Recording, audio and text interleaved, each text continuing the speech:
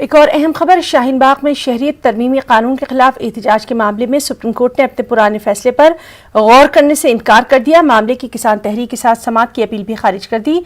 Supreme court का कहना है कि अवामी मुकाम पर लंबे एहतजाज से दूसरों के हुकूक को मुतासिर नहीं किया जा सकता।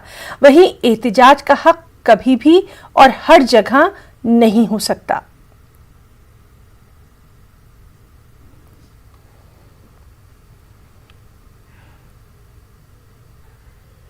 सुप्रीम कोर्ट ने शाहीन बाग के मामले में दायर पुनर्विचार याचिका को खारिज कर दिया है। सुप्रीम कोर्ट ने पिछले साल अक्टूबर के महीने में दिए गए अपने फैसले को बरकरार रखा है। सुप्रीम कोर्ट ने अपने फैसले में यह कहा था कि धरना प्रदर्शन किसी भी जगह पर नहीं किया जा सकता है। धरना प्रदर्शन लोकतंत्र का एक हिस्सा है, लेकिन उसकी भी सीमा है और इसी आधार पर सुप्रीम कोर्ट ने पुनर्विचार याचिका को खारिज कर दिया था।